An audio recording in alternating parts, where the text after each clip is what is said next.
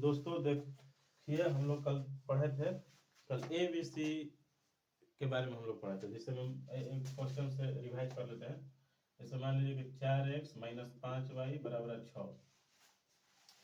तो कल हम लोग को यहाँ मतलब ए बी सी के बारे में पढ़े थे। तो देखिए, हम कल बताए थे आप लोगों को पिछले लेक्चर में कि x से जो सटा होगा उसको हम लोग ए बोलेंगे, y से जो सटा है उसको हम लोग बी बोलेंगे, जो किसी से नहीं सटा होगा उसे हम लोग क्या बोलेंगे, सी बोलेंगे। लेकिन आप लोग एक बात ध्यान रखिएगा कि सबसे पहले जब भी ए बी सी निकालना रहे तो हम लोग सबसे पहले क्या करेंगे कि बराबर के उधर कुछ नहीं रहना चाहिए, सभी चीज को इधर लेते आ जाना चाहिए हम लोग को। इससे आप लोग को सहूलियत होगा बनाने में, नहीं तो आप लोग फंस जाइएगा, कुछ चीज उधर आएगा कुछ इधर। इसलिए एक ही बार में एक ही उपाय है कि सभी को इधर खींच लीजिए। तो चलिए इसको खींचा जाए। तो 4x माइनस 5y प्लस इधर आएगा क्या हो जाएगा माइनस 6 बराबर 0। अब यहाँ से बताइए x से जो सटा है उसका मान a ले लेंगे तो a बराबर कितना हो जाएगा 4 हो जाएगा। b से जो सटा है उसको हम लोग b बोलेंगे, भले y से जो सटा है उसको हम लोग क्या बोलेंगे b। तो b बराबर कितना हो जाएगा -5। और जो किसी से नहीं सटा रहेगा उसको हम लोग क्या बोलेंगे c। तो c बराबर कितना हो गया -6। अब देखिए हम लोग को क्वेश्चन किस प्रकार से आता है। पहले तो यहाँ इस पूरे चैप्टर में हम लोग को दो समीकरण दिया रहेगा। अब देखिए दो समीकरण केवल दिया रहता है। देखिए यहाँ पर आप ही लोग बताइए, यहाँ पर कितना चर है, दो चर है। तो कभी भी दो चर का मान निकालना हो तो उसके लिए दो समीकरण रहना ही जरूरी है। जब तक दो समीकरण नहीं रहेगा तो दो चर का मान नहीं निकलेगा। जैसे देखिए मान लीजिए कि 2x प्लस 6 बराबर कितना है 4। तो इस समीकरण में आप लोग बताइए कितना चर है, सिर्फ एक चर है। तो x चर है, एक ही चर है x। तो x का मान निकालने के लिए केवल एक ही समीकरण यहाँ पर रहेगा, निकल जाएगा, क्योंकि चर कितना है एक है। अब यदि मान लीजिए कि ये समीकरण दे दिया, बोल दिया कि इसका में x का मान ज्ञात करें, x का मान ज्ञात करें। तो देखिए इसमें चर कितना है एक, समीकरण कितना है एक, तो x का मान निकल जाएगा। लेकिन यही यदि कह दिया कि 4x माइनस 5y बराबर है यदि 6, अब इसमें आप लोगों को बोल देगा कि x तथा y का मान ज्ञात करें, x तथा y का मान ज्ञात करें। अब बताइए तो आप लोग इसमें चार का संख्या कितना है दो है, एक x है तथा एक y है, और समीकरण कितना है एक है। इसलिए कभी भी यहाँ पर अब x तथा y दोनों का मान नहीं निकलेगा, क्योंकि जब दो चर दे दिया तो दोनों का मान निकालने के लिए हम लोग को दो समीकरण चाहिए ही चाहिए। तो अब आप लोग समझ गए होंगे कि इस चैप्टर में जब भी देगा तो आप लोगों को दो समीकरण देगा। अच्छा, दो समीकरण लाने के लिए बोलेगा तो उसके बाद कुछ कुछ और पूछेगा।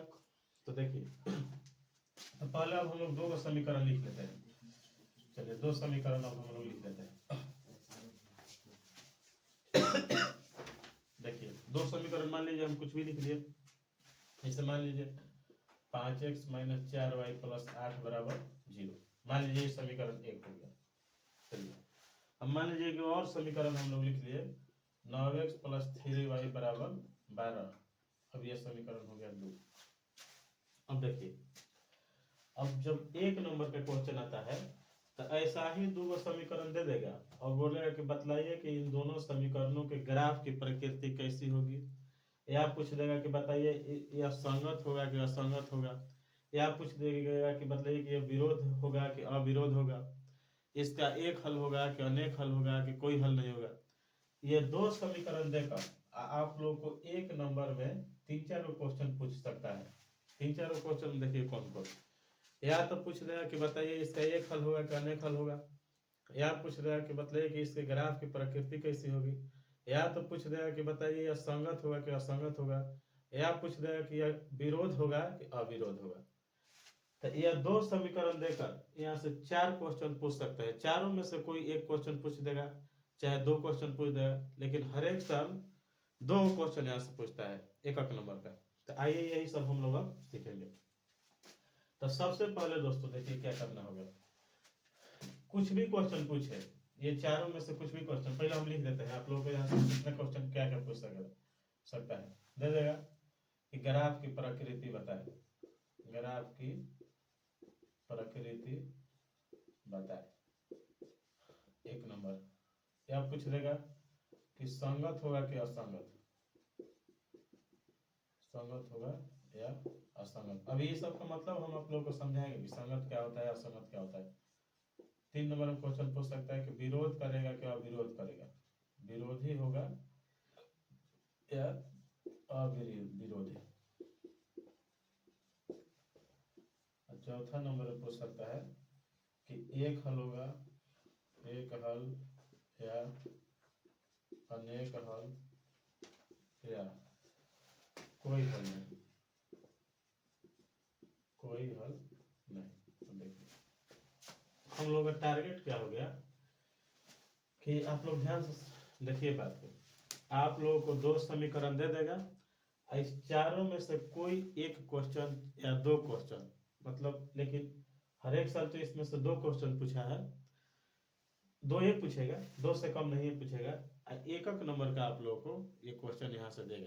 तो पहले हम लोग इसको समझेंगे कि कैसे इसको बनाया जाता है, आसानी से समझिएगा आप लोग।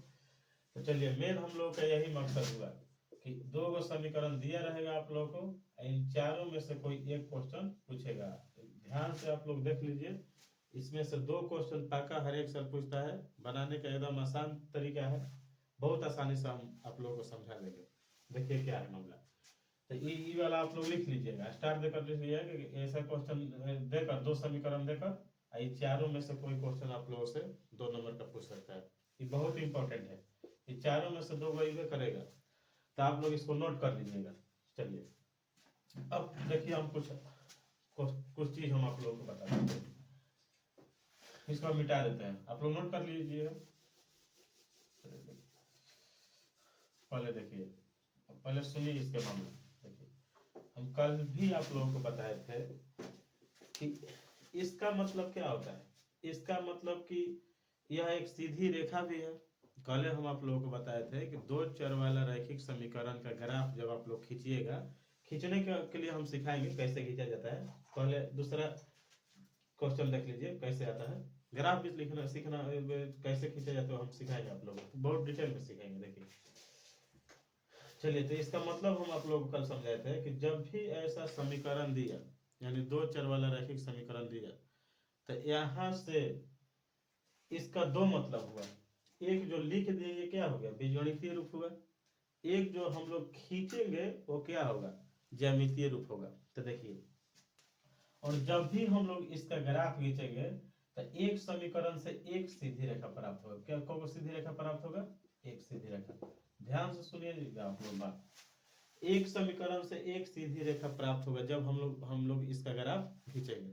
तो बतलाइए कि यहाँ पर कितना समीकरण है, 2 समीकरण है, तो एक इस से और एक इस से, एक सीधी रेखा इससे, टोटल कितना सीधी रेखा हो गया, 2 सीधी रेखा हो गया। समझ रहे हैं आप लोग बात हम क्या बोल रहे हैं। देखिए ये एक समीकरण है, 2 चर वाला रैखिक समीकरण है, इसका जब हम लोग ग्राफ खींचेंगे तो कितना सीधी रेखा प्राप्त होगा, एक सीधी रेखा प्राप्त होगा। इससे हम लोग ग्राफ खींचेंगे तो इससे भी एक सीधी रेखा प्राप्त होगा। तो इस तरह से टोटल हम लोगों के पास कौन सीधी रेखा हो गया, 2 सीधी रेखा हो गया। अब देखिए यहीं पर इंपॉर्टेंट बात है, सुनिएगा आप लोग। कभी भी 2 सीधी रेखा को हम लोग किसी प्लेन में, प्लेन का मतलब आप लोग ये बोर्ड समझ लीजिए, 2 सीधी रेखा को हम लोग इस बोर्ड पर दर्शाना चाहेंगे तो टोटल 3 ही स्थिति पैदा हो सकता है। सुनिएगा ध्यान से, यही से सब क्वेश्चन क्लियर हो जाएगा। देखिए 2 सीधी रेखा को जब भी हम लोग बोर्ड पर यानी किसी प्लेन पर ग्राफ खींचेंगे, मतलब दोनों को खींचेंगे, तो 3 ही स्थिति पैदा होगा। देखिए कौन कौन स्थिति पैदा होगा। ये मान लीजिए कि स्थिति 1, देखिए या तो 2 सीधी रेखा एक दूसरे को कहीं एक बिंदु पर काटेगी। देखिए यहाँ पर काटे कि नहीं काटे, काटे। फिर स्थिति 2, स्थिति 2, स्थिति 2, या तो दोनों सीधी रेखा एक दूसरे के समानांतर हो जाएगी।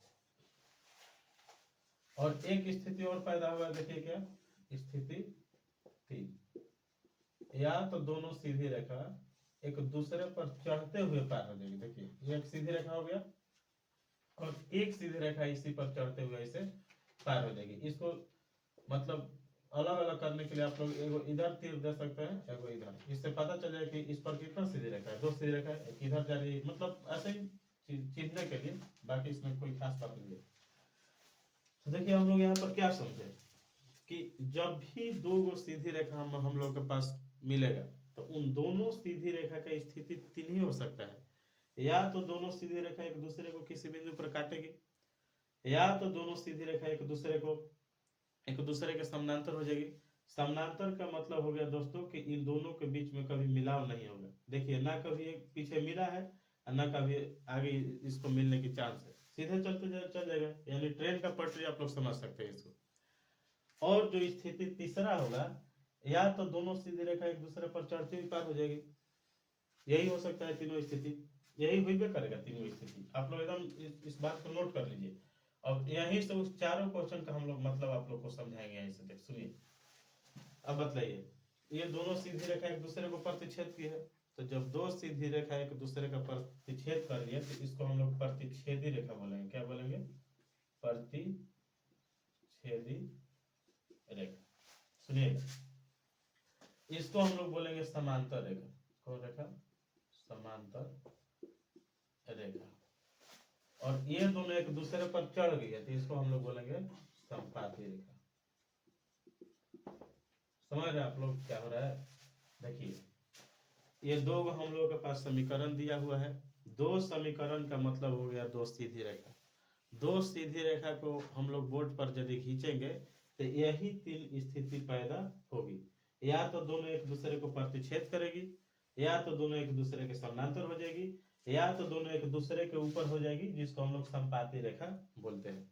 यही तीनों स्थिति पैदा होगा। अब देखिए आखिर इन दोनों समीकरण को देखकर हम लोग को कैसे पता चलेगा कि इससे आने वाली रेखा प्रतिच्छेदी होगी, या इससे आने वाली रेखा समानांतर होगी, या इससे आने वाली रेखा संपाती होगी? तो देखिए दोस्तों, दो तरीका है।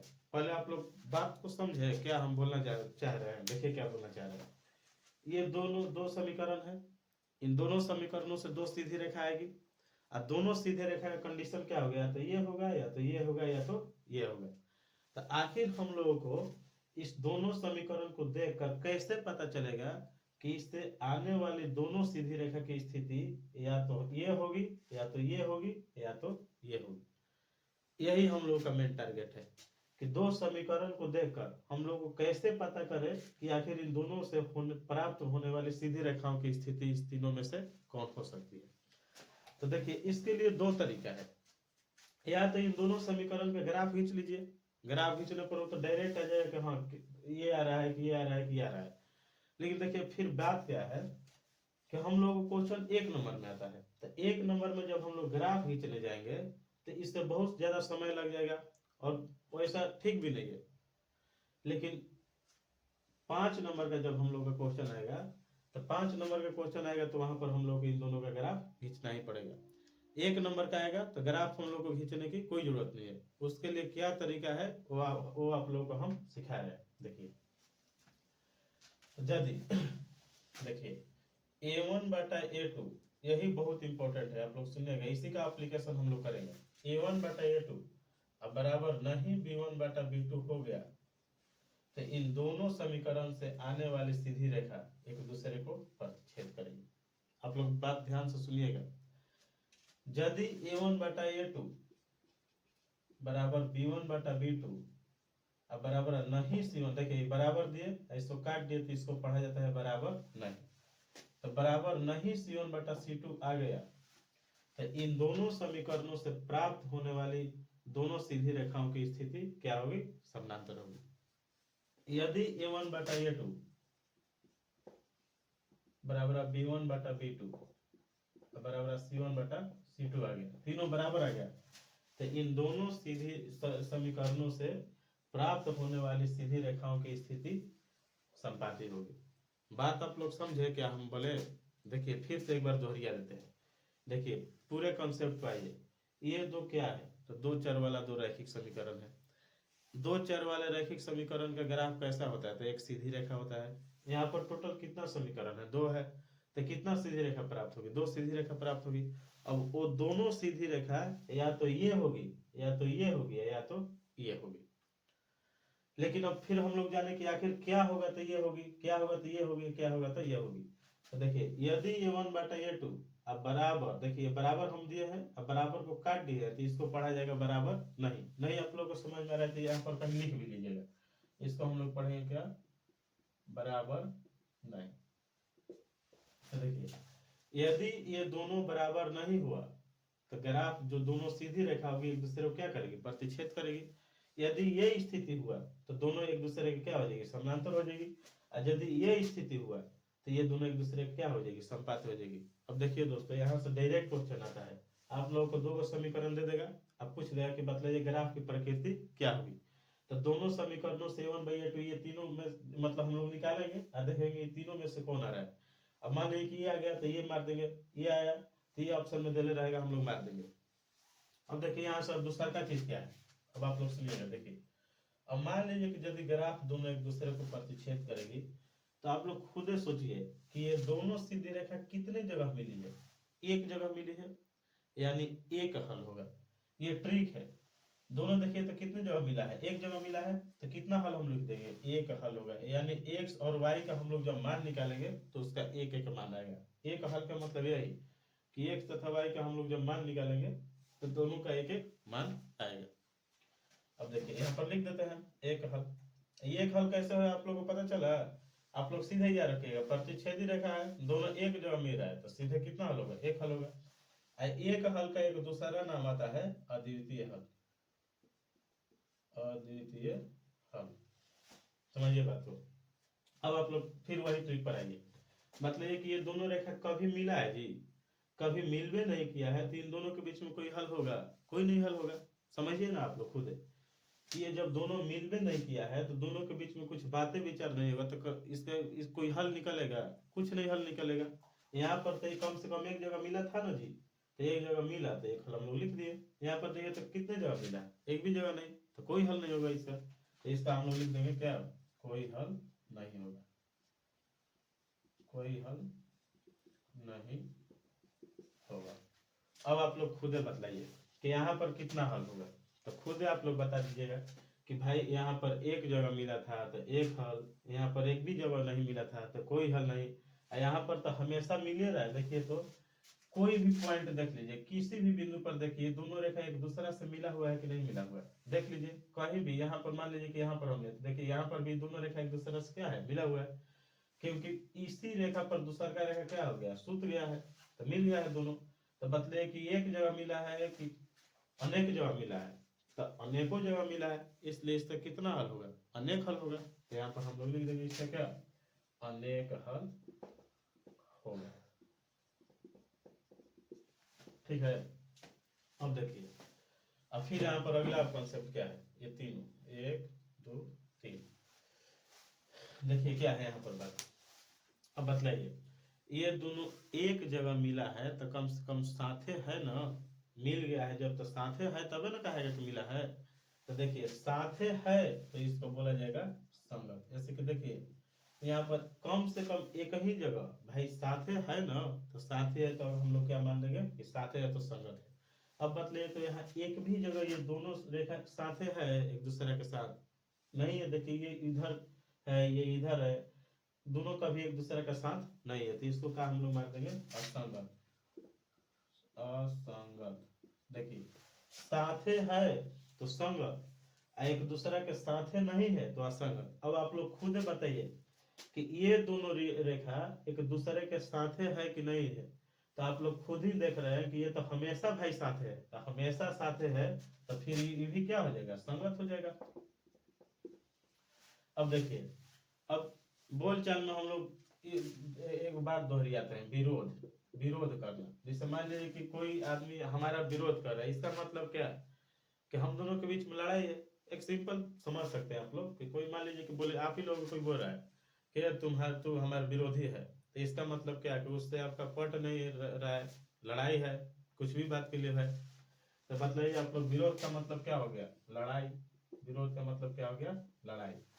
तो अब आप लोग खुद बताइए कि इन दोनों रेखा में लड़ाई है, नहीं है। ऐसे कि लड़ाई रहता तो ये दोनों साथे थोड़े रहता, दोनों साथे है इसका मतलब ये दोनों के बीच में लड़ाई नहीं है।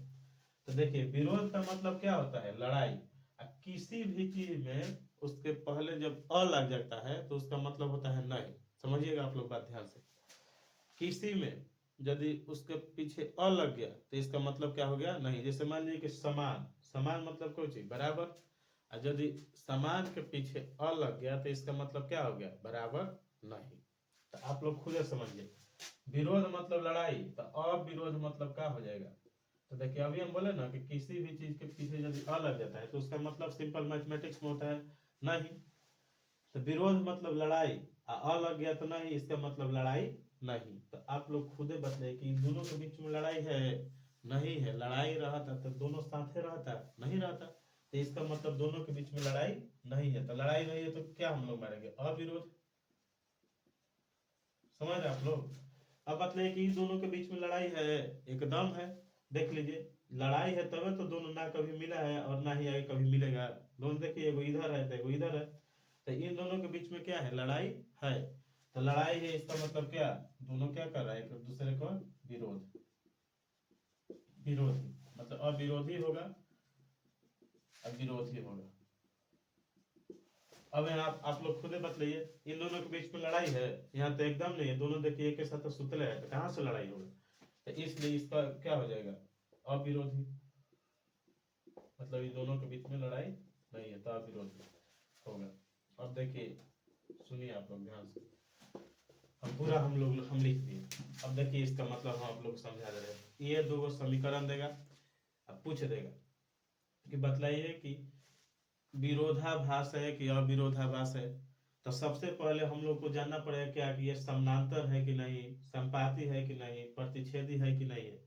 यदि इन दोनों से हम लोग को केवल प्रतिच्छेदी पता चल जाएगा, या संपाती पता चलेगा जाएगा, या समानांतर पता चल जाएगा, तो हम लोग को ये चारों पता चल जाएगा। देखिए अब सुनिए कैसे। मान लीजिए कि हम लोग को पता चल गया कि इन दोनों से आने वाला सीधे रेखा एक दूसरे को प्रतिच्छेद कर रही है, तो हम लोग को झटाक से याद पड़ेगा कि अच्छा प्रतिच्छेद कर रही है।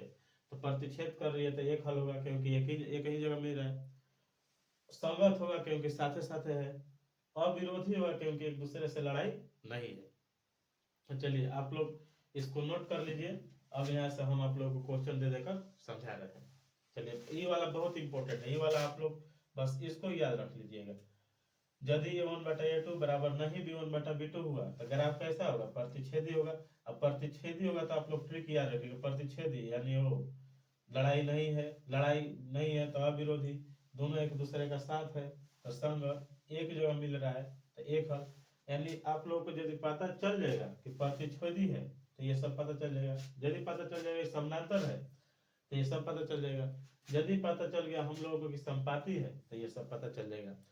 इसको पता करने के लिए सबसे इंपॉर्टेंट क्या है, a1/a2 बराबर नहीं b1/b2, a1/a2 बराबर b1/b2 बराबर नहीं c1/c2, a1/a2 बराबर b1/b2 बराबर c1/c2। इसको आप लोग नोट कर लीजिए। इसके बाद हम आप लोग को अब समझा रहे हैं कि कैसे कैसे क्वेश्चन आएगा। एक नंबर का एक क्वेश्चन यहाँ से आता है फिक्स है। हर एक साल इससे तो दो क्वेश्चन आता है। तो दो क्वेश्चन कितने नंबर का हो गया, 2 नंबर का। एकदम आसान क्वेश्चन आता है, आप लोग एकदम बना लीजिएगा, अपने से कर लीजिएगा। पहले इसको नोट करिए तब हम आगे बढ़ते हैं।